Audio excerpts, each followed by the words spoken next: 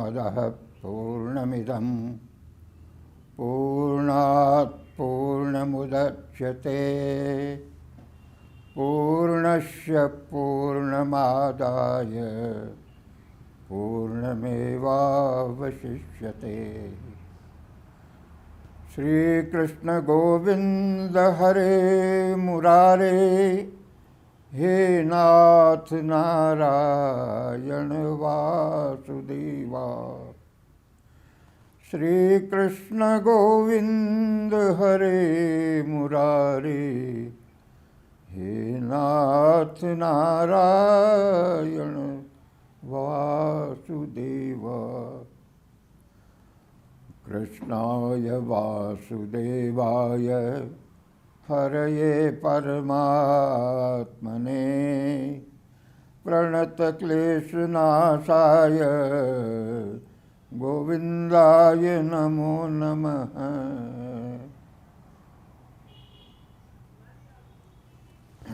आज हम 13वें अध्याय का अध्ययन करेंगे। इस अध्याय का नाम है ज्ञान विज्ञान विभाग योग। 7वें अध्याय में भगवान ने अर्जुन को कहा था कि मैं तुम्हें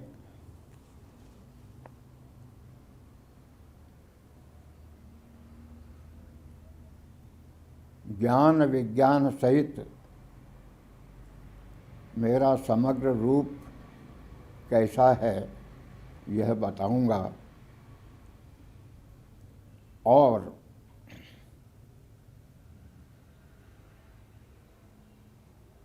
जो ज्ञान विज्ञान मैं तुम्हें बताऊंगा उसे जानने के बाद फिर जानने योग्य कुछ शेष नहीं रह जाता।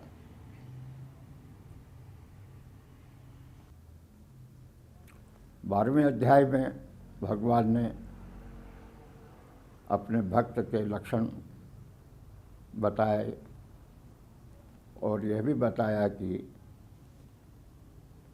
आप निराकार की उपासना करो या साकार की, दोनों ही अच्छी हैं, दोनों ही भक्त मुझे प्रिय है। पर मनुष्य को प्रकृति ने इस प्रकार बनाया है कि उसके लिए निराकार का चिंतन करना बड़ा कठिन है।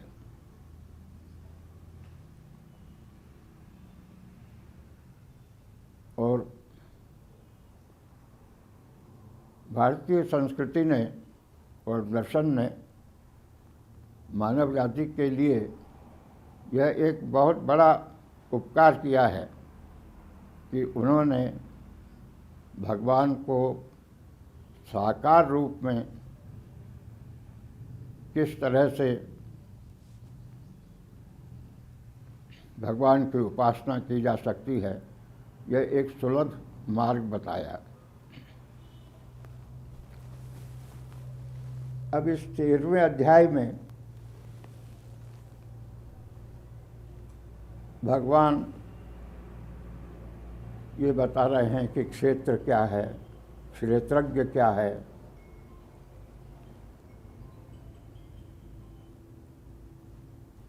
परमेश्वर क्या है, प्रकृति क्या है, किस तरह से संसार की उत्पत्ति होती है और किस तरह से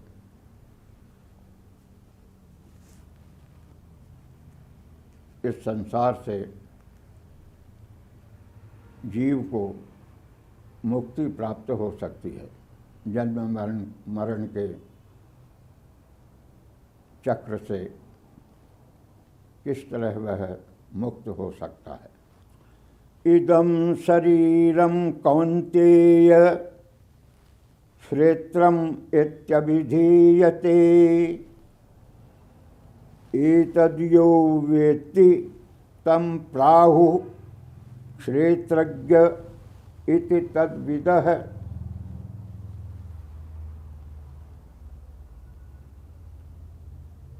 श्री भगवान उवाच इदं शरीरम कौन्तेय क्षेत्रम इति अभिधीयते। इस शरीर को ही क्षेत्र कहते हैं। क्षेत्र का साधारण भाषा में क्षेत्र क्या है ये बताएं तो क्षेत्र यानी जैसे खेत होता है,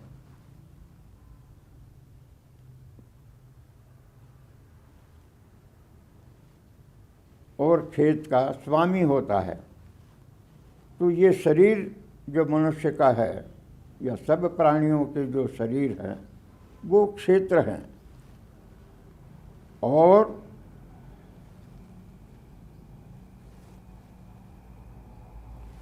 इस शरीर को जो जानता है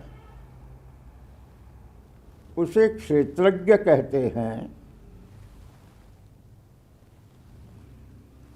ऐसा इस विषय का जिनको ज्ञान है ऐसे विद्वान लोग कहते हैं। यानी विद्वानों का ये कथन है कि इस शरीर को क्षेत्र कहते हैं और इस शरीर को जानने वाले को क्षेत्रज्ञ कहते हैं। क्षेत्रज्ञं चापि मां विद्धि सर्वक्षेत्रेषु भारत। क्षेत्र क्षेत्रज्ञयोर्ज्ञानं यत्तज्ज्ञानं मतं मम। तो क्षेत्र तो भगवान ने बताया कि ये शरीर है। अब क्षेत्रज्ञ कौन है? तो भगवान कहते हैं कि क्षेत्रज्ञ मैं स्वयं भगवान क्षेत्रज्ञ हूँ, जो इस शरीर को जानता है और इन शरीरों में निवास करता है। और इस क्षेत्र और क्षेत्रज्ञ का जो ज्ञान है वही सही ज्ञान है। उस ज्ञान को जानने के बाद फिर जानने योग्य कुछ शेष नहीं रहता। इस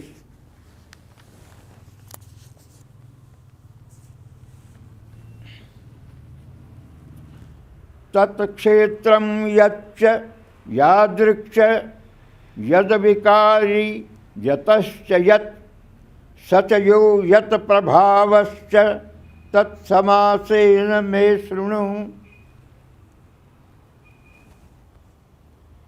अब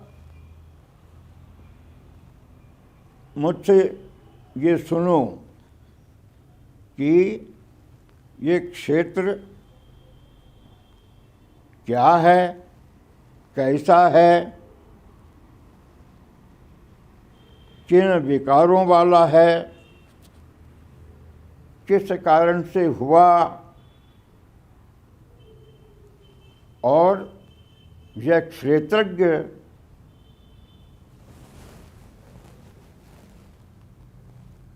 जिसे कहते हैं वो क्या है, उसका क्या प्रभाव है, यह मैं संक्षेप में तुम्हें बताऊंगा। तुम इसे ध्यान से सुनो। ऋषिभिर्बहुधा गीतं छन्दोभिर्विविधैः पृथक् ब्रह्मसूत्रपदैश्चैव हेतुमद्भिर्विनिश्चितैः। मैं जो ये बात बता रहा हूँ तुमको अर्जुन, वो वेदों और उपनिषदों में बहुत से ऋषियों ने बताई है। अलग अलग तरीके से अलग अलग ऋषि मुनियों ने वेदों के छंदों में, उपनिषदों में और ब्रह्मसूत्रों में भी तर्क सहित कारण बताते हुए तर्क सहित समझाया है कि ये क्षेत्र और क्षेत्रज्ञ क्या हैं।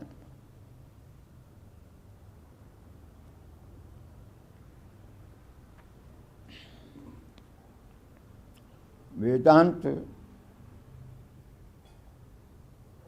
की तीन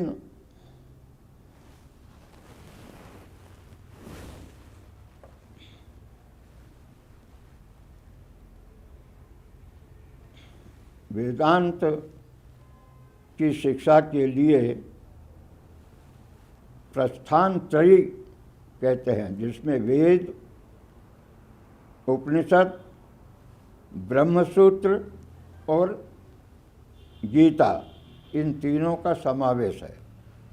तो गीता में तो भगवान कह ही रहे हैं और भगवान कहते हैं कि मैं जो कह रहा हूँ यही बात वेदों में, उपनिषदों में और ब्रह्मसूत्रों में तर्क सहित ऋषि और मुनियों ने बताई है। महाभूतान्यहंकारो बुद्धिरव्यक्तमेव च इंद्रियाणि दशैकं च पंचचेन्द्रियगोचराः।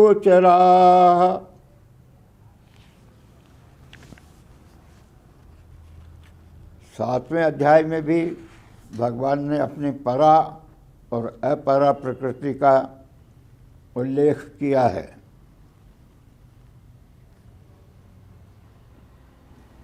वही परा और अपरा प्रकृति है, उसी को क्षेत्र भी कहते हैं, वही क्षेत्र भी है। तो 5 महाभूत, आकाश, वायु, अग्नि, जल, पृथ्वी, ये महाभूत कहलाते हैं। बुद्धि, अव्यक्त प्रकृति,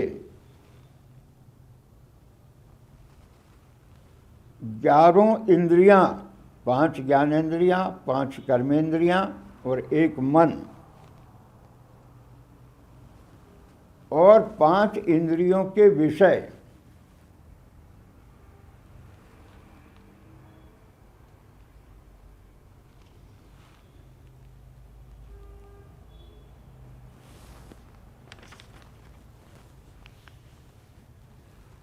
इसी के साथ जो मन के भाव हैं, इच्छा, द्वेष, सुखम, दुखम, संघातश्चेतना, धृति, एतत् क्षेत्रम समासेन सविकारम उदाहृतम। इच्छा, द्वेष, सुख, दुख,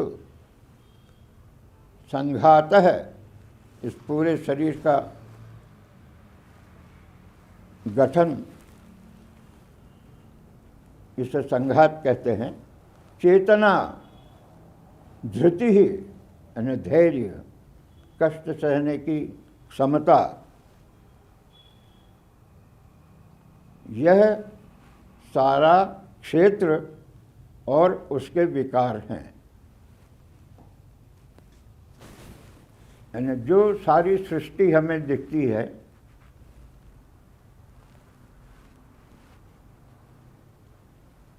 जिसमें ये शरीर भी शामिल है और शरीर में उठने वाले जो मनोभाव हैं, ये सब क्षेत्र हैं। अब भगवान बताएंगे कि ज्ञान कैसे प्राप्त किया जा सकता है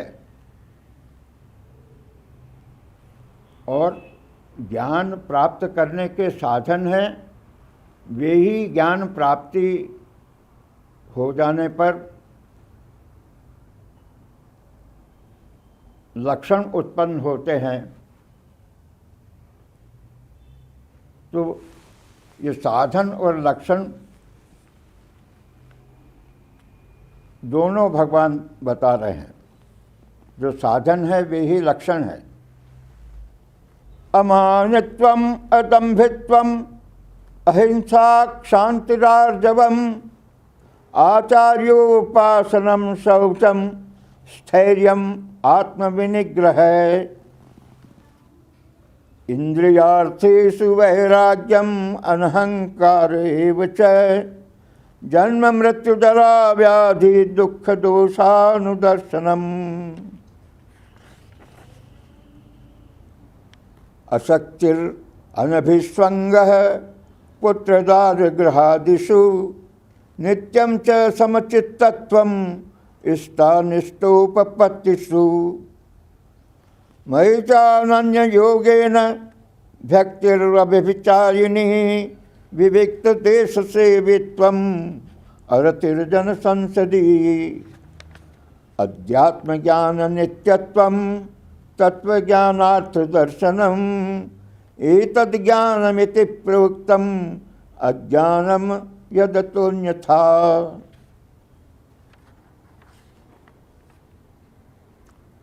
तो ज्ञान प्राप्त करने के लिए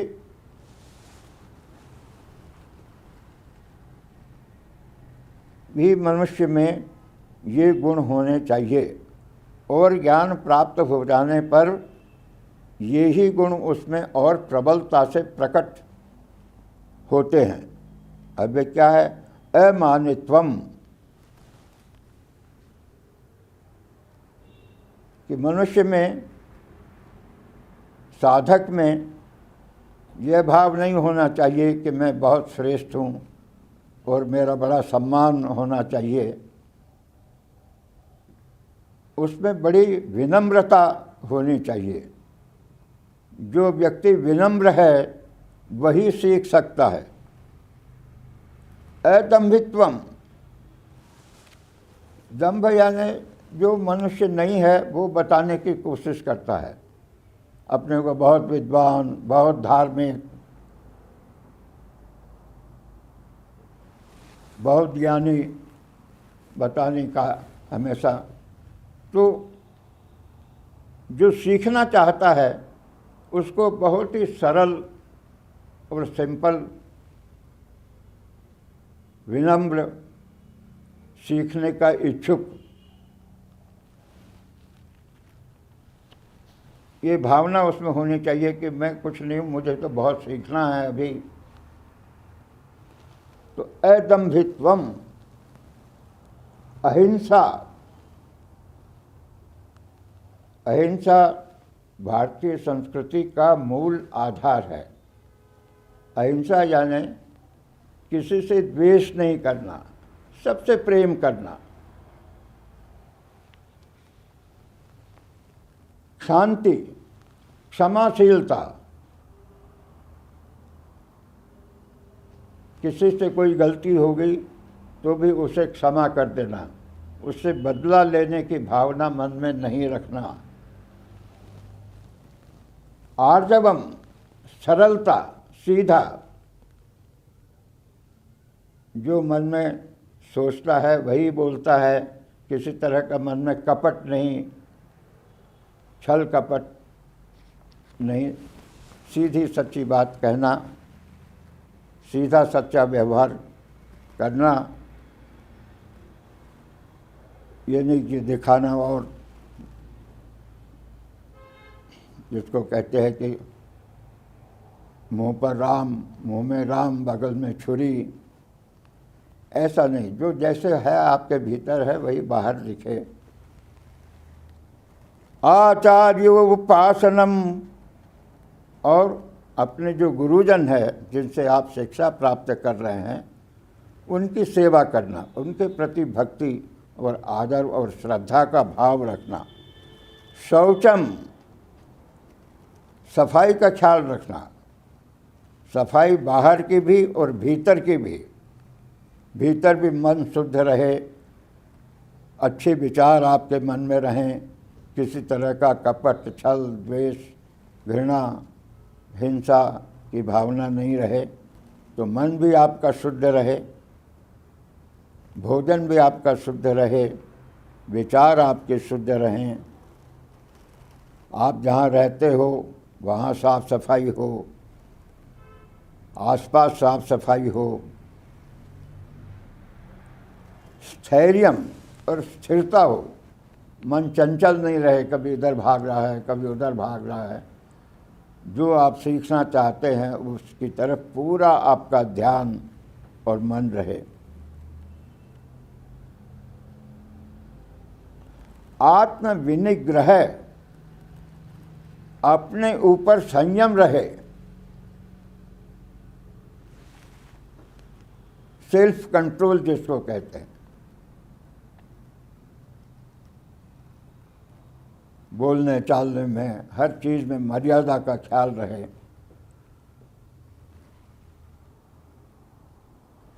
इंद्रियार्थेषु वैराग्यम, इंद्रियों के जो अर्थ हैं, इंद्रियों के जो विषय हैं, उनके प्रति वैराग्य रहे।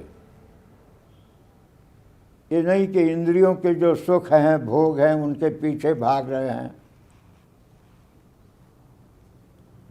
हर तरह से अपने को संयमित रखे। अनहंकार एव च, और मन में किसी प्रकार का घमंड नहीं होना चाहिए, अहंकार नहीं होना चाहिए कि मैं ये कर रहा हूँ, मैं बहुत बड़ा काम कर रहा हूँ। एक नम्रता, यानी मैं नहीं हूँ, सब कुछ ईश्वर ही है, मैं कुछ नहीं कर रहा हूँ। ये जो अहंकार की भावना है कि मैं कर रहा हूँ, ये नहीं होनी चाहिए। और जन्म मृत्यु जरा व्याधि दुख दोषानुदर्शनम, आप में वैराग्य की भावना, इंद्रिय भोगों की जो लालसा है उसको नियंत्रण में रखना सरल हो जाएगा। जबकि आप देखेंगे कि संसार में ऐसा क्या है जिसके लिए आदमी इतने भाग दौड़ करे, लिप्त हो उसमें। यहाँ सिवाय आदमी जन्मता है तब दुख है, मृत्यु होती है तब दुख है, वृद्धावस्था आ जाती है, बीमार हो जाता है। तो वैसे देखो तो इस बात का विचार करते रहना चाहिए कि जीवन में जिसको हम सुख कहते हैं वो सुख नाम की कोई चीज़ नहीं है, दुख ही दुख है। इसलिए इस जीवन के प्रति ज़्यादा मोह, ज़्यादा लोभ, ज़्यादा लिप्तता नहीं रहे।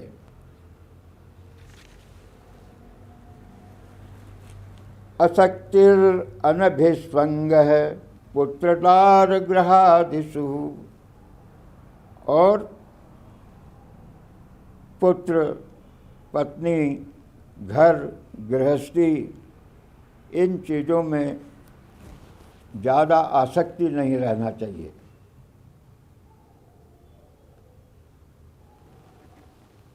नित्यं च समचित्तत्वम् इष्टानिष्टोपपत्तिषु, और जीवन में दुख आता है, सुख आता है, कठिनाइयाँ आती हैं, तो उनमें मन स्थिर रहे, सम रहे कि सुख दुख, सर्दी गर्मी ये सब समान हैं। और फिर इसके साथ साथ मयि चानन्य योगेन भक्तिर् अव्यभिचारिणी, और भगवान में पूरे मन से, दिल से भक्ति होनी चाहिए कि भगवान के सिवाय और कुछ नहीं है, हम तो भगवान को समर्पित हो गए हैं, हमारा भगवान ही सब कुछ है। विविक्त देश सेवित्वम, और हमेशा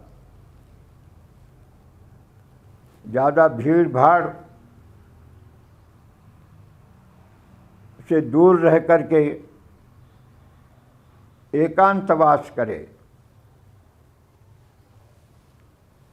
विविक्त देश स्वे सेव्यत्वम रतिर्जन संसदी। इसका मतलब ये नहीं कि लोगों से मिलना जुलना ही बंद कर दे या घर से निकले ही नहीं, एक कोने में गुफा में बैठ जाए। नहीं, अपने मन को इस तरह से बनाना चाहिए कि इस दुनिया में ज़्यादा लिप्त होना लाभदायक नहीं है, उससे उस साधना में बाधा आती है। जिसको ईश्वर को प्राप्त करने की साधना करनी है उसको एकांत स्थान, पवित्र स्थान और भीड़ भाड़ से दूर रहने की आदत डालनी चाहिए।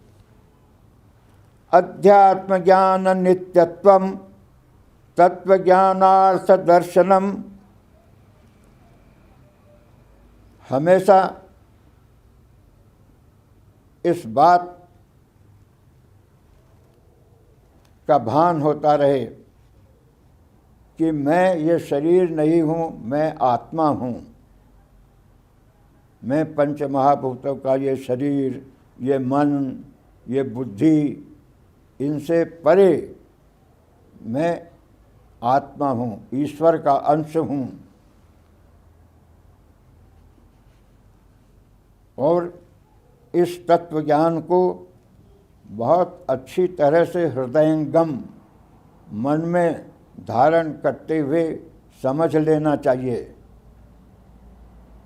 हमेशा इस बात का ख्याल रहना चाहिए कि मैं ये शरीर, ये इंद्रियां, ये मन, ये बुद्धि नहीं हूँ। मैं शुद्ध चैतन्य आत्मा परमेश्वर का अंश हूँ।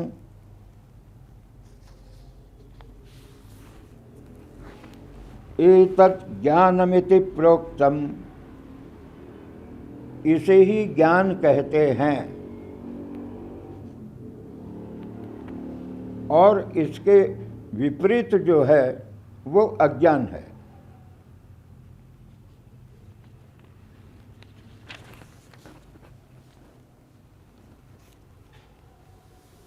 अब भगवान ये बताते हैं कि जानने योग्य क्या है इस संसार में। हर आदमी ज्ञान प्राप्त करना चाहता है, तो किसका ज्ञान? तो ज्ञेयं यत् तत् प्रवक्ष्यामि यत् ज्ञात्वा अमृतम अश्नुते अनादिमत् परम ब्रह्म न सत्तन नासत् उच्यते। तो भगवान कहते हैं कि अब मैं तुम्हें ये बताऊंगा, अर्जुन को कह रहे हैं कि ज्ञेय, जानने योग्य, जानने का ध्येय क्या है, जिसको जानने से मनुष्य को अमृत का स्वाद, अमृत पीने जैसा आनंद प्राप्त हो सकता है।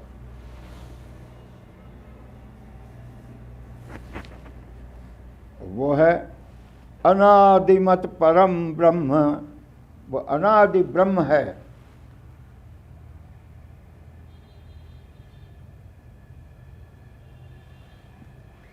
न सत न सत तदुच्यते। ब्रह्म का वर्णन करना बड़ा कठिन है। हमेशा उपनिषदों में और गीता में भी आप देखेंगे कि उसको आप सीमा में बांध ही नहीं सकते। ये नहीं कह सकते कि वह यही है। इसलिए जब ब्रह्म के वर्णन आते हैं तो ऐसी भाषा का उपयोग होता है। वह न सत है न असत है। उसके बारे में आप नहीं कह सकते वह प्रकट भी है, व्यक्त भी है और अव्यक्त भी है और इसके परे भी है। ऋग्वेद में एक नासदीय सूक्त है जिसमें सृष्टि कैसे उत्पन्न हुई इसका वर्णन है। तो उसमें शुरू में वो कहते कि तब न सत था न असत था।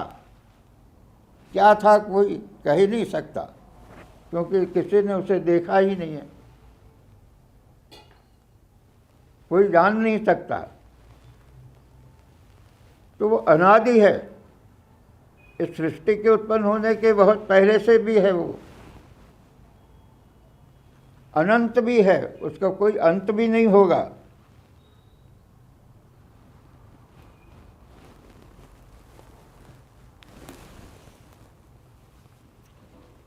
अब सर्वतः पाणिपादं तत् सर्वतोक्षि शिरोमुखम सर्वतः श्रुतिमल्लोके सर्वम आवृत्य तिष्ठति। बड़े सुंदर श्लोक हैं, दूसरे उपनिषदों में भी आए हैं। तुलसीदास जी ने भी रामायण में अपनी भाषा में, अवधी भाषा में यही बात कही है।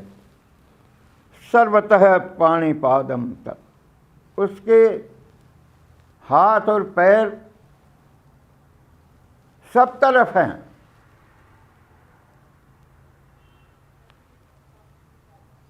उसकी आँखें, सिर और मुख इस सृष्टि में सब तरफ हैं।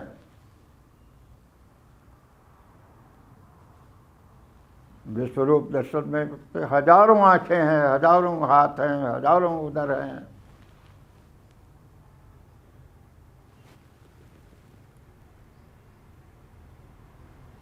सर्वतः श्रुतिमल्लोके, उसके कान सब तरफ हैं।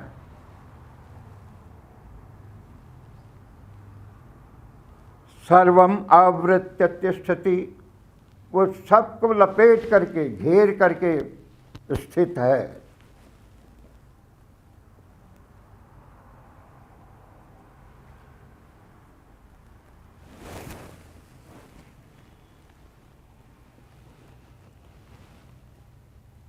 भगवान बता रहे हैं कि वो निराकार भी है और साकार भी है और हर जगह है। उसके हजारों कान हैं।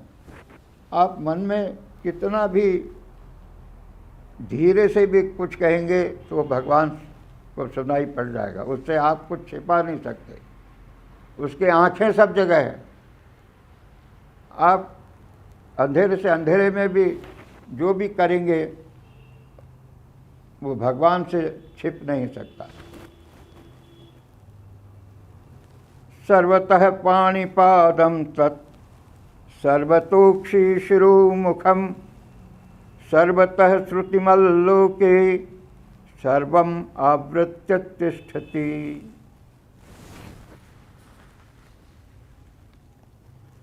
सर्वेन्द्रिय गुणाभासम सर्वेन्द्रिय विवर्जितम असक्तम सर्वभृत्यैव निर्गुणम गुणभोक्तृ च।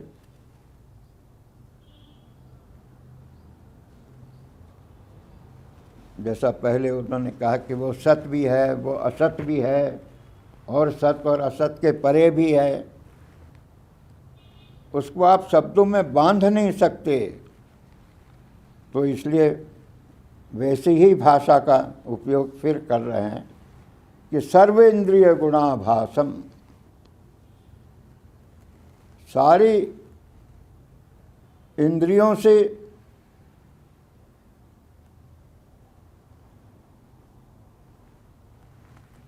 सारे गुणों का उसे आभास होता है, ज्ञान होता है इस पूरी सृष्टि का,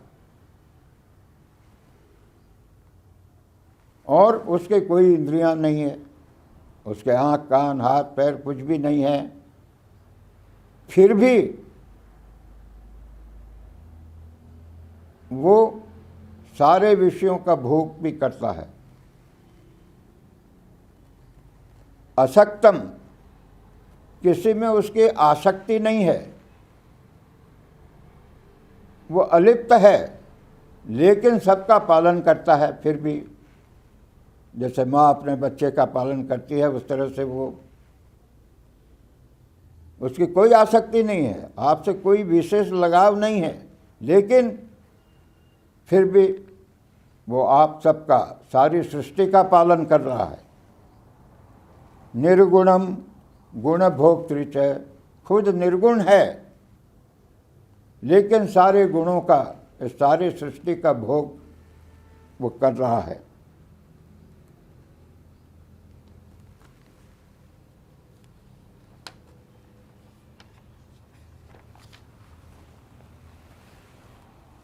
बहिरन्तश्च भूतानाम् अचरं चरमेव च, सूक्ष्मत्वात् अविज्ञेयं दूरस्थं चान्तिके च यत्।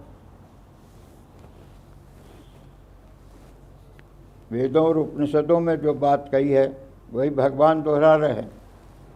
बहिरन्तश्च भूतानाम, सारे प्राणियों के और सारे पदार्थों के वह बाहर भी है और भीतर भी है, कोई स्थान उससे रिक्त नहीं है।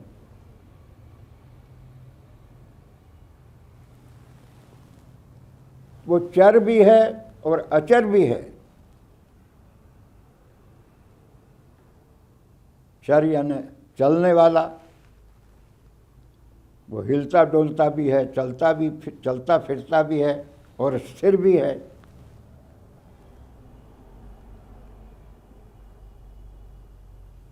ईशोपनिषद में ऐसा ही एक मंत्र है, तदेजति तन्निजति तद्दूरम तदवंतिके तदंतरस्य सर्वस्य तदु सर्वस्य अस्य बाह्यतः है।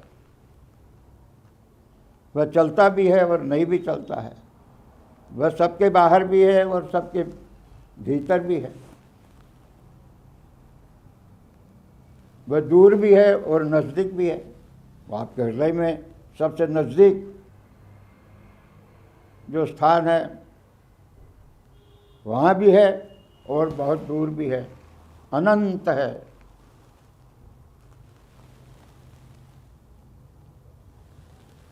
और इतना सूक्ष्म है, अणु से भी अणु, महान से भी महान, दोनों उसके वर्णन आते हैं। अणुवर्णीयांतम अनुस्मृत्य है सर्वस्य धातारम अचिंत्य रूपम। 8वें अध्याय में भगवान ने ये शब्द कहे हैं।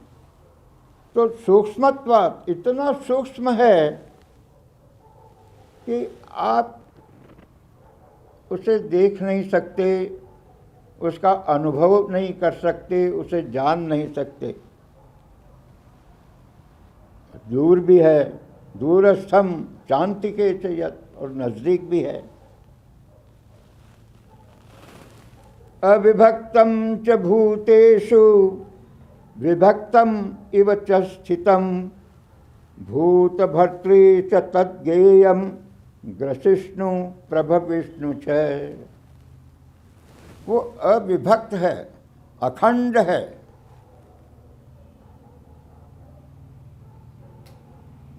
लेकिन सब प्राणियों में वो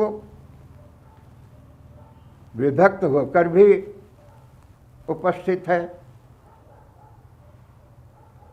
अखंड होते हुए भी वो जो अलग अलग प्राणी हैं, अलग अलग पदार्थ हैं, उनमें भी है।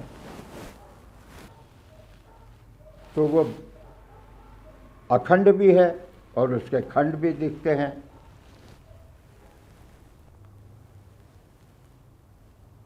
सब प्राणियों को पालने वाला है, भरण पोषण करने वाला है।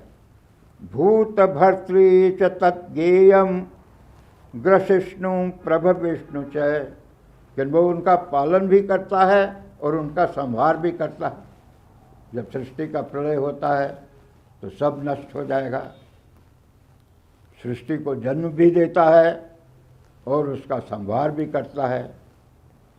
वो विष्णु भी है, वो शिव भी है, वो ब्रह्मा भी है, जन्म भी देता है, पालन भी करता है, संहार भी करता है।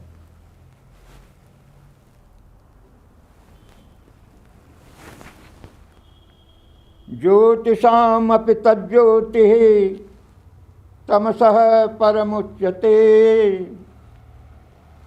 ज्ञानं ज्ञेयं ज्ञानगम्यं हृदि सर्वस्य विस्थितम्। अविभक्तं च भूतेषु विभक्तम इव च स्थितम।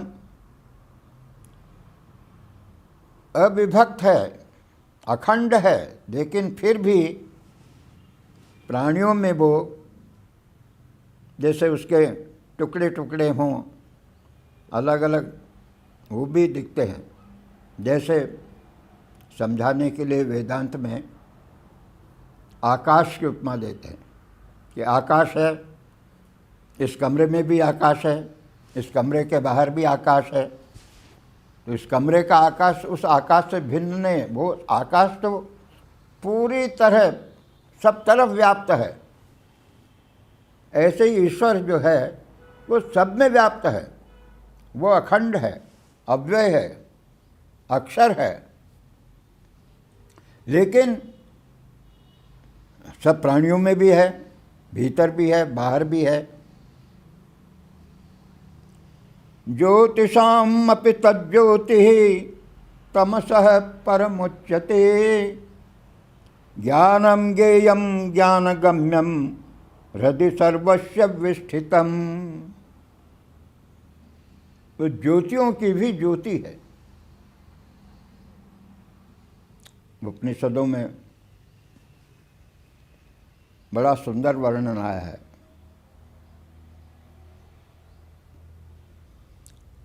जिसका कि वहाँ न सूरज चमकता है न सूरज की रोशनी भी फीकी पड़ जाती है।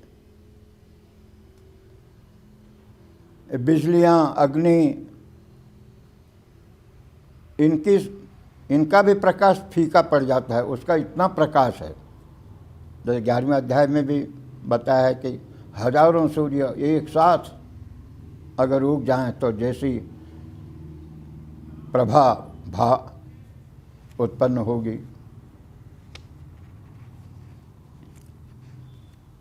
तो वो ज्योतियों की भी ज्योति है, ज्योतियों को भी उसी से प्रकाश मिलता है। तमेव भान्तम अनुभाति सर्वम, न तत्र सूर्यो भाति न चंद्र तारका, नेमा विद्युता भान्ति कुतोयम अग्नि, तस्यैव भासा सर्वमिदं विभाति। तमेव भान्तम अनुभाति सर्वम। उसके प्रकाश से सब प्रकाशित है। उसके प्रकाश के सामने दूसरों का प्रकाश जैसा लगता ही नहीं है। उसी के प्रकाश से सब प्रकाशित है। तो ज्योतिषामपि तज्ज्योतिः तमसः परम उच्यते। अंधकार के पार आदित्य वर्णम तमसः परस्तात्। ये भी बार बार जब ब्रह्म का वर्णन आता है 8वें अध्याय में भी ये आया कि आदित्य वर्णम तमसः परस्तात्।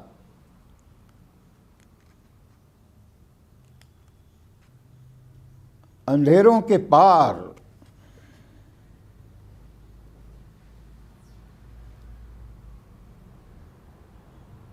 ज्ञानम, वही ज्ञान है, वही ज्ञेय है, जानने योग्य है। ज्ञान गम्यम हृदय सर्वस्य विस्थितम, सबके हृदयों में स्थित है।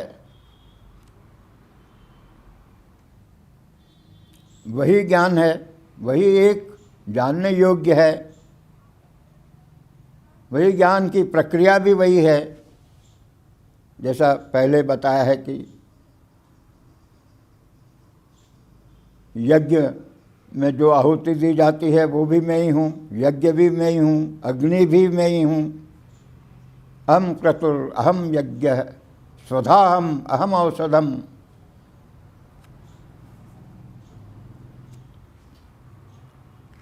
तो वैसे ही ज्ञानम ज्ञेयम ज्ञानगम्यम हृदय सर्वस्य विस्थितम।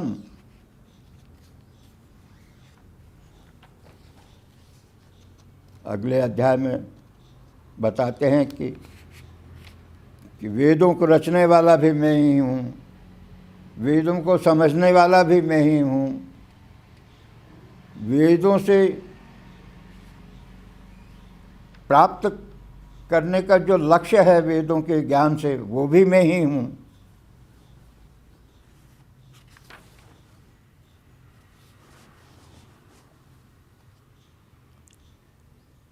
इति मद्भक्तः इति क्षेत्रम तथा ज्ञानम ज्ञेयं चोक्तम समासतः मद्भक्त एतद्विज्ञाय मद्भावायोपपद्यते। तो भगवान कहते हैं कि मैंने क्षेत्र क्या है ये बता दिया, ज्ञान क्या है ये बता दिया संक्षेप में, जानने योग्य क्या है, ज्ञान का उद्देश्य लक्ष्य क्या है यह भी संक्षेप में बता दिया।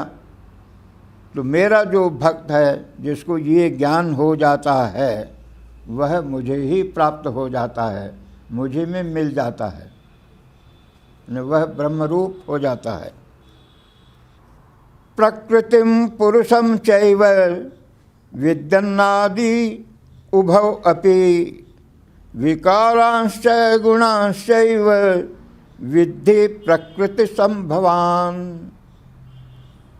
7वें अध्याय में परा और अपरा प्रकृति बताई उन्होंने क्या है, यहाँ क्षेत्र क्या है ये बताया,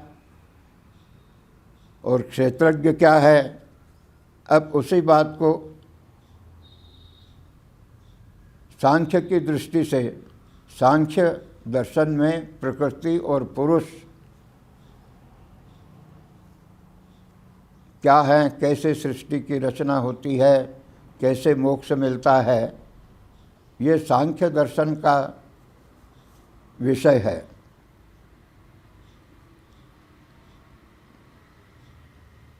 तो अब भगवान उसी का थोड़ा सा आपको ज्ञान दे रहे हैं कि प्रकृतिम पुरुषम चैव विद्यनादो उभौ अपि। प्रकृति और पुरुष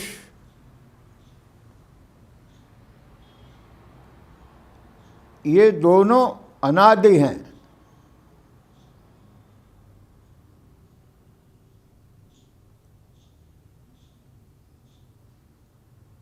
जिनका कोई आरंभ नहीं है, आदि नहीं है, वो अनादि, फ्रॉम टाइम इमेमोरियल। इनका कभी कब शुरू हुए, कब अस्तित्व में आए कोई कह नहीं सकता, हमेशा ही रहे हैं।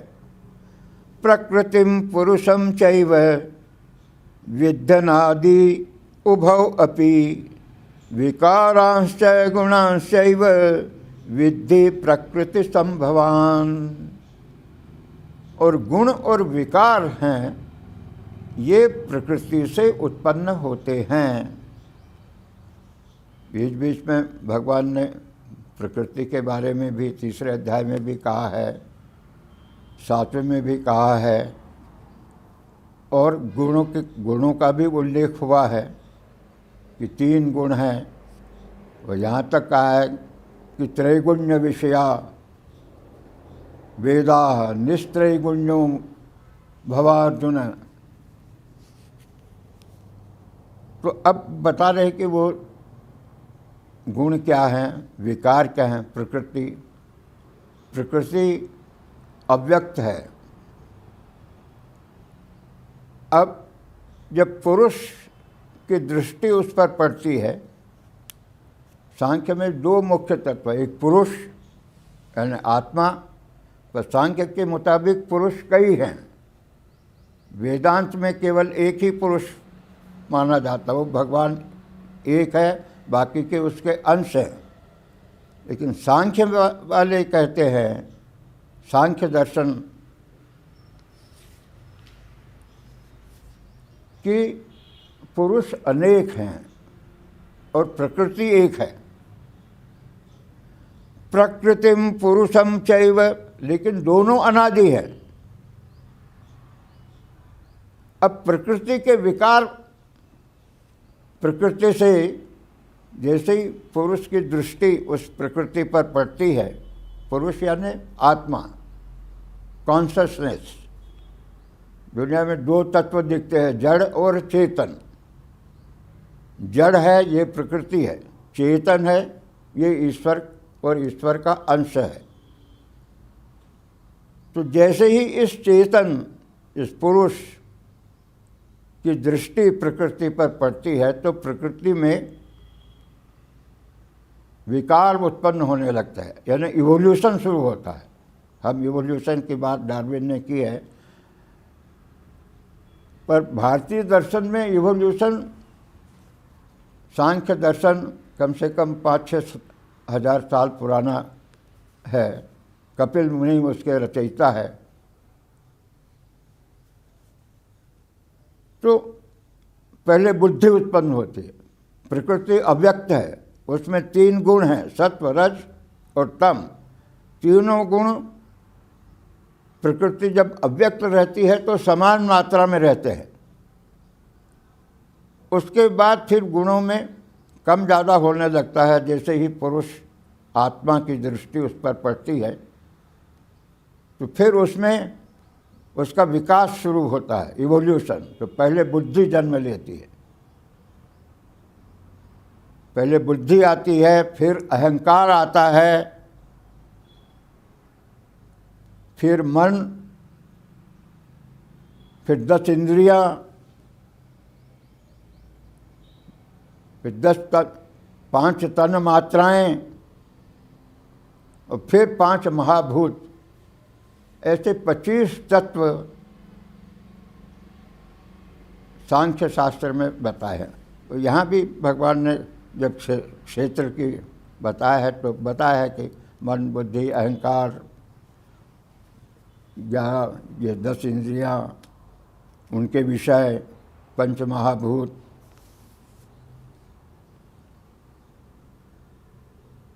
तो ये सब प्रकृति से उत्पन्न होते हैं। और ये सारी सृष्टि, कहने का मतलब ये है कि ये सारी सृष्टि प्रकृति से उत्पन्न हुई है। कार्य करण कर्तृत्व हेतु प्रकृतिरुच्यते, पुरुषः सुख दुःखानां भोक्तृत्व हेतुरुच्यते।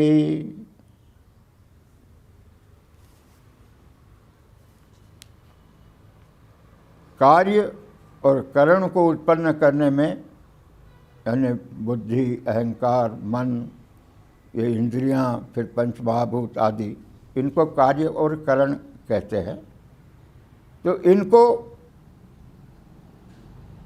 ये प्रकृति से उत्पन्न होते हैं और सुख दुख का भोगने वाला ये पुरुष है।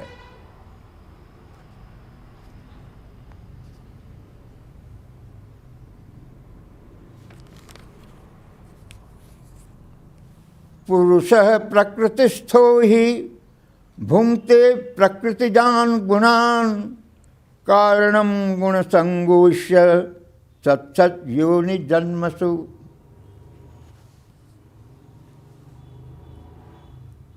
तो जब ये पुरुष और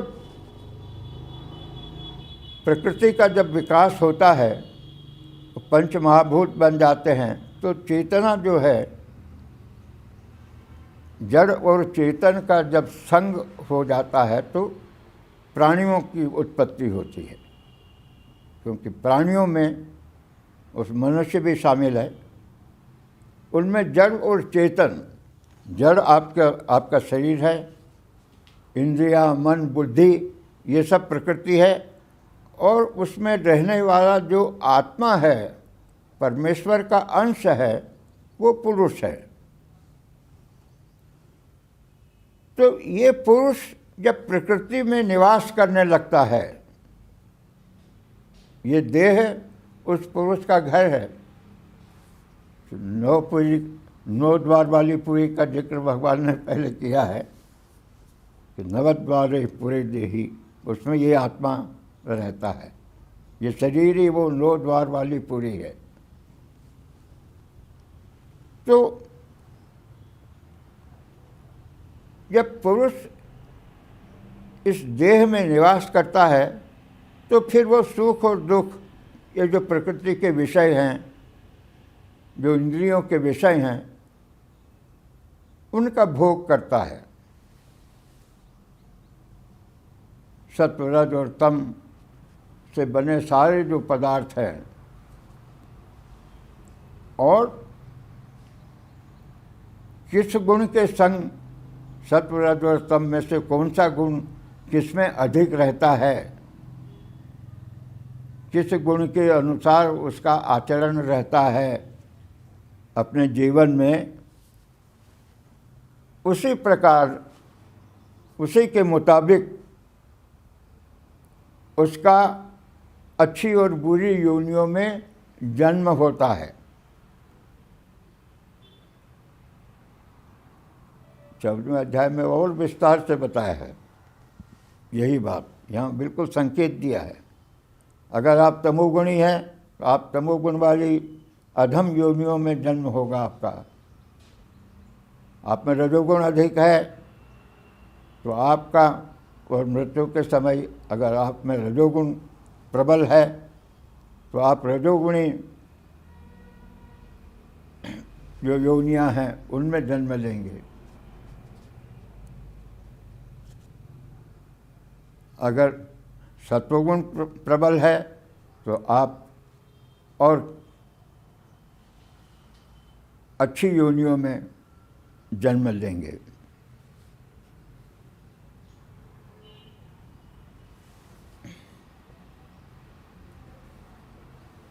तो बहुत ही संक्षेप में भगवान ने बता दिया है कि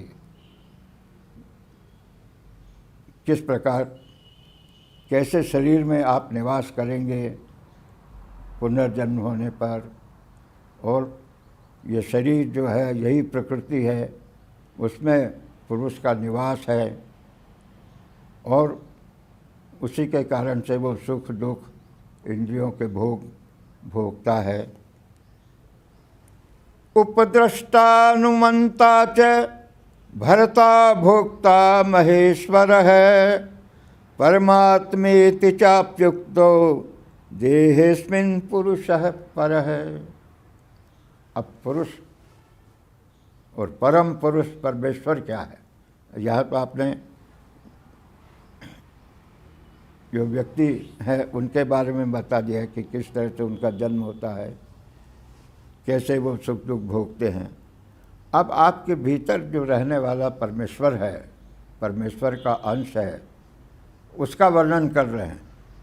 उपद्रष्टा वो साक्षी है, देख रहा है, वो कुछ नहीं करता, लेकिन साक्षी है क्या हो रहा है। अनुमंता च, और उसको मालूम हो जाता है, कभी कभी कहता भी है कि नहीं ये मत करो, कभी कहता है हाँ कर सकते हो। उपद्रष्टा अनुमंता च भर्ता, वही इस सृष्टि को धारण किए हुए, उसी के कारण से आप जीवित हैं। जब तक वो आत्मा आपके भीतर है तब तक आप जीवित हैं। भोक्ता, जब तक वो आत्मा आपके भीतर है तब तक आप इन सारे विषयों का भोग कर सकते हैं जो 3 गुणों से बने हैं। और वो स्वामी भी है, महेश्वर, उसी को परमात्मा कहते हैं।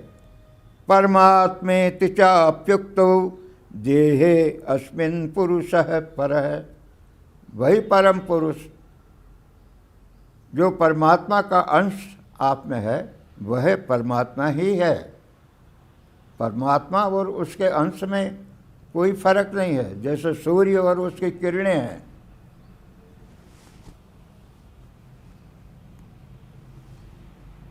तो उपद्रष्टा, अनुमंता, भर्ता, भोक्ता महेश्वर है। परमात्मेति चाप्युक्तो देहेस्मिन्, वो आपके देह में ही निवास कर रहा है।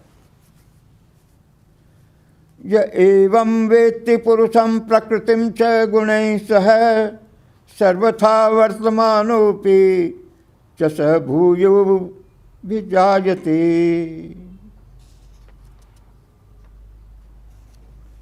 जिसको ये ज्ञान हो गया है पुरुष और प्रकृति का और गुणों का, वह इस संसार में इस ज्ञान के साथ अगर व्यवहार करता है अलिप्त रह करके, तो उसे मोक्ष प्राप्त हो सकता है।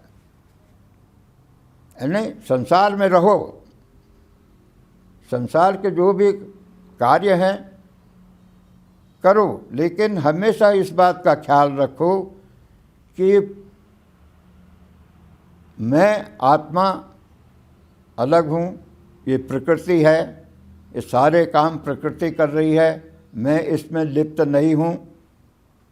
और अगर आत्मा आपकी कहती है ये मत करो तो मत करो। इसी को गांधी जी ने the still small voice of God, हमेशा आपके मन में कोई भी काम करते हो गलत, तो एक बार कम से कम आपका मन कहता है कि नहीं ये मत करो।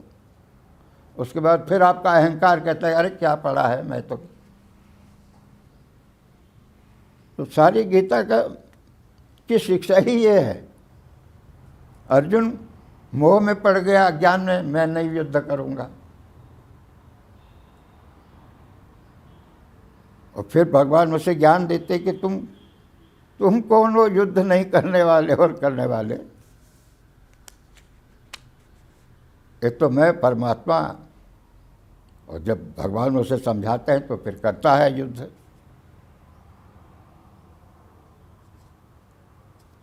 तो ये भगवान ने सर्वथा वर्तमानोपि, वो दुनिया में फिर अपनी मर्यादा में रह करके इस ज्ञान के साथ व्यवहार करे कि मैं आत्मा हूँ, चैतन्य हूँ, परमेश्वर का अंश हूँ, तो उसका कभी पतन नहीं होगा।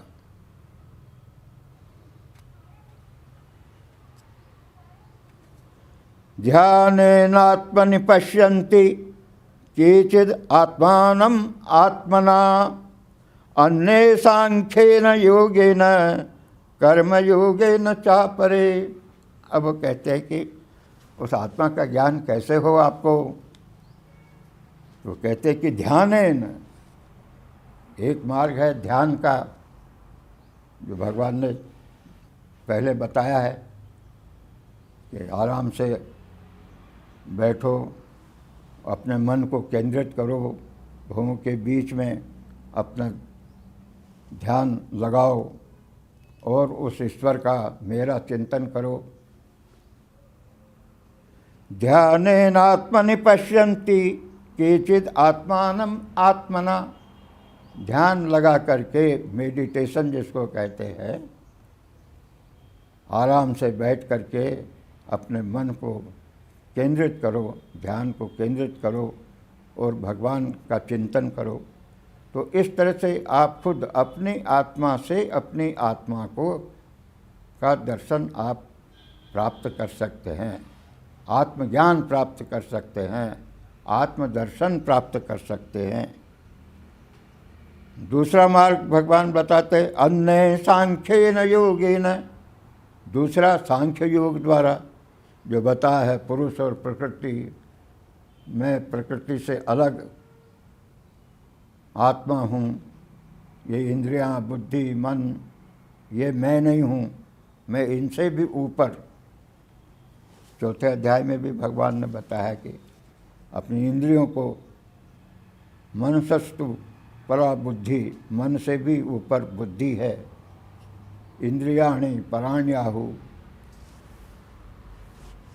इंद्रियों से के ऊपर मन है, मन के ऊपर बुद्धि है, बुद्धि के ऊपर आत्मा है जो इनको संयमित कर सकता है, गलत रास्ते पर जाने से रोक सकता है।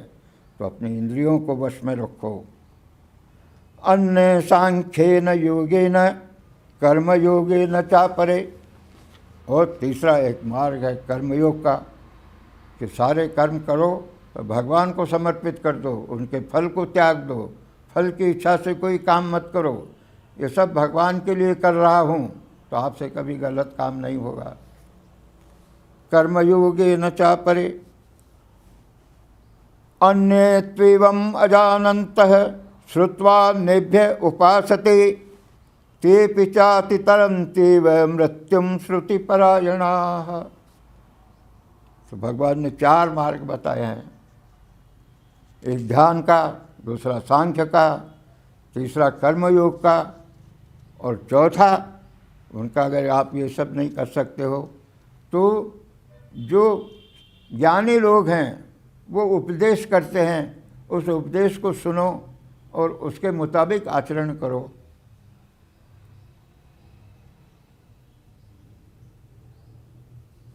तो ये भी इस तरह से जो उपदेश ग्रहण करके जो अपने जीवन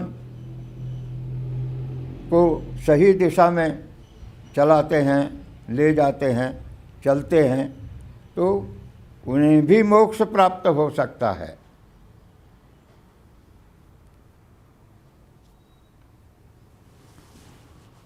यावत् संजायते किंचित सत्वं स्थावर जंगमम क्षेत्र क्षेत्रज्ञ संयोग तद्विद्धि भरतर्षभ। हे भरत कुल में श्रेष्ठ अर्जुन, इस संसार में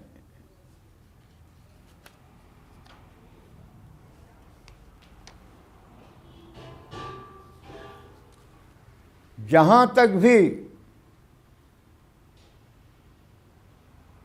इस विशाल अनंत सृष्टि में जहाँ भी जो कुछ भी है स्थावर और जंगम, चल और अचल, वो सब क्षेत्र और क्षेत्रज्ञ के संयोग से ही है।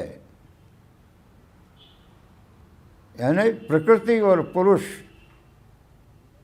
परमेश्वर, जड़ और चेतन,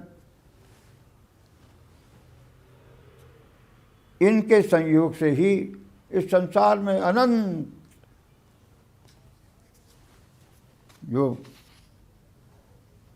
सृष्टि है, 14 अरब लाइट ईयर्स जिसकी बताते हैं कि इतना विस्तार है उसका, अब गिन नहीं सकते। भारतीय दर्शन के मुताबिक कि ब्रह्मा का एक दिन जो है वो 8 अरब 64 करोड़ वर्षों का, मनुष्यों के 8 अरब 64 करोड़ वर्षों का ब्रह्मा का एक दिन होता है।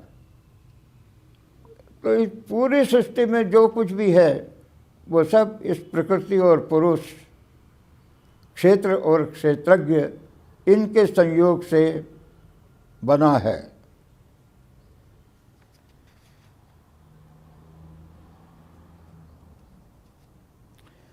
समं सर्वेषु भूतेषु तिष्ठन्तं परमेश्वरं विनश्यत्सु अविनश्यन्तं यः पश्यति स पश्यति। अब इस सारे संसार में और सारे प्राणियों में परमेश्वर जो है वो समभाव से स्थित है। ये भी नहीं कि किसी में कम है, किसी में ज़्यादा है। अब ये जो भावना है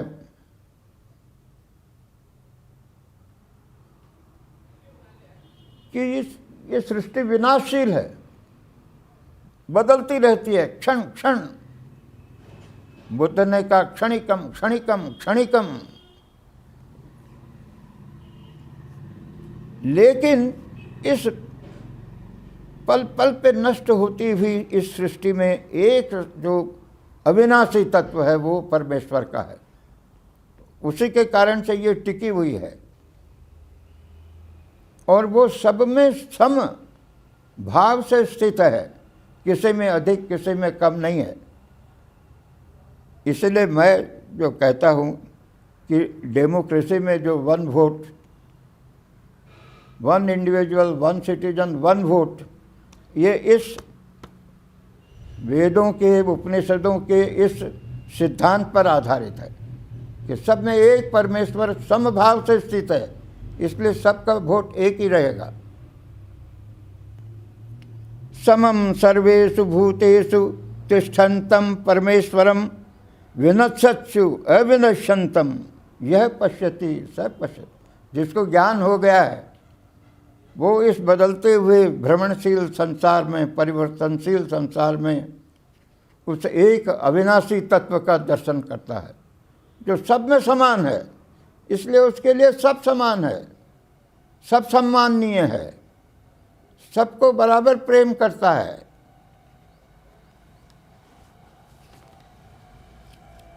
समं पश्यन् हि सर्वत्र समवस्थितम् ईश्वरं न हिनस्ति आत्मना आत्मानं ततो याति पराम गतिम। जब वो परमेश्वर सब में समान रूप से स्थित है तब कौन किसको मारता है? तो परमेश्वर ही परमेश्वर को मार रहा है। ऐसा तो हो नहीं सकता, इसलिए कोई मरता नहीं है।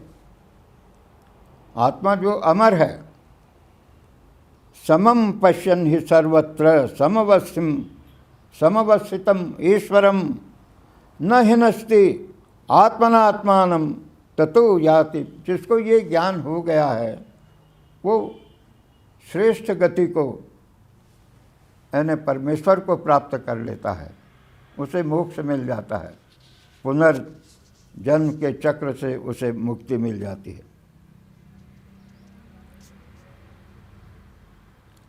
प्रकृत्यैव च कर्माणि क्रियमाणानि सर्वशः यह पश्यति तथात्मानं अकर्तारं स पश्यति।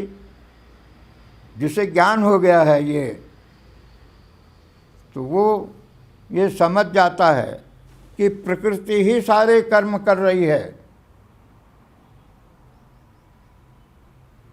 जिसे ये ज्ञान हो गया है वो ज्ञानी है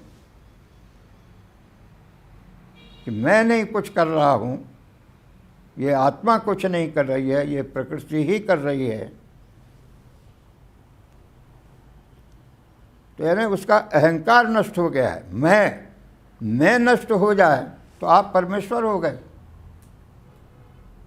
एक घड़े में पानी है, एक नदी में घड़ा है, घड़े में पानी है।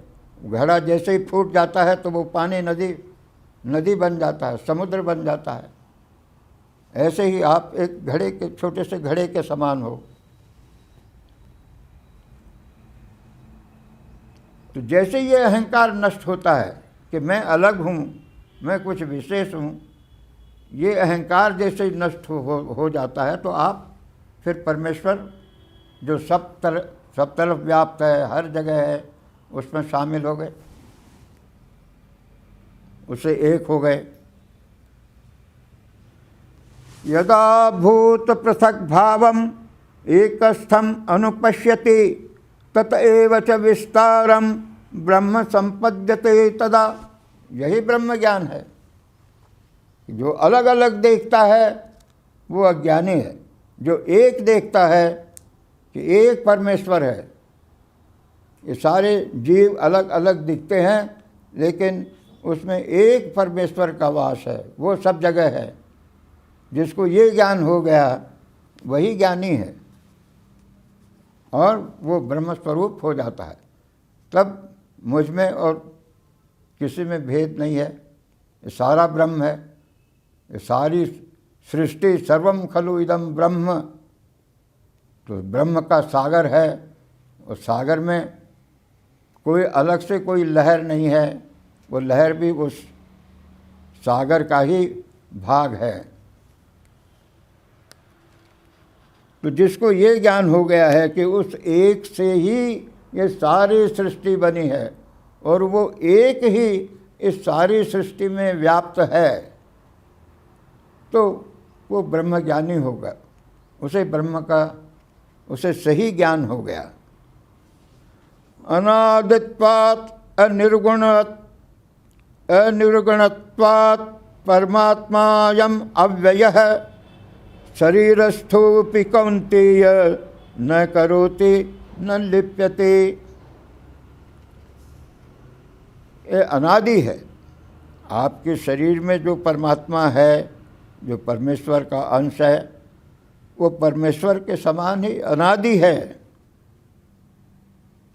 और निर्गुण है, वो सत्व रज और तम ये जो प्रकृति के गुण है उनसे अलग है, अव्यय है, अखंड है, अक्षर है, कभी कम नहीं होता।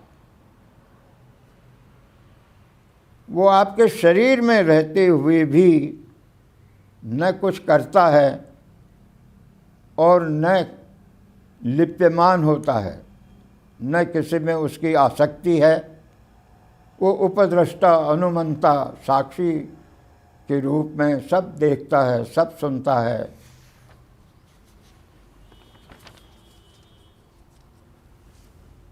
इसको इसी बात को समझाने के लिए फिर उदाहरण देते हैं आकाश का।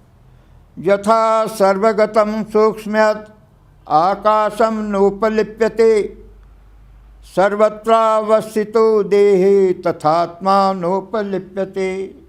जैसे ये आकाश है, हर जगह है, हर वस्तु में है, लेकिन उससे चिपका हुआ नहीं है। हम आकाश में बैठे हैं, लेकिन आकाश हमसे चिपका हुआ नहीं है। उसी तरह से परमेश्वर है, वो लिप्त नहीं है, आप में है लेकिन लिप्त नहीं है, आसक्त नहीं है। वो सब जगह है, सब देहों में है, लेकिन उनमें लिप्त नहीं है। वो साक्षी है, निर्लिप्त है, तटस्थ है, उपद्रष्टा, हनुमंता। तो आकाश की उपमा दी। फिर ऐसे एक और दूसरा उदाहरण देते हैं सूर्य का। यथा प्रकाशयत्येकः कृष्णम लोकम इमं रविः क्षेत्रम क्षेत्री तथा कृष्णम प्रकाशयति भारत। हे भारत, अर्जुन, जैसे एक अकेला सूर्य सारे सृष्टि को प्रकाशित कर रहा है, उसी तरह से ये अकेला क्षेत्रज्ञ जो एक ही है परमेश्वर, वो सारे क्षेत्रों को प्रकाशित कर रहा है। तो जो क्षेत्रज्ञ है आपकी देह में, वही परमेश्वर है, वो एक ही है, वो अकेला ही सब में चेतन स्वरूप सबको धारे हुए, धारण किए हुए है। उसी का कारण से हम जीवित हैं।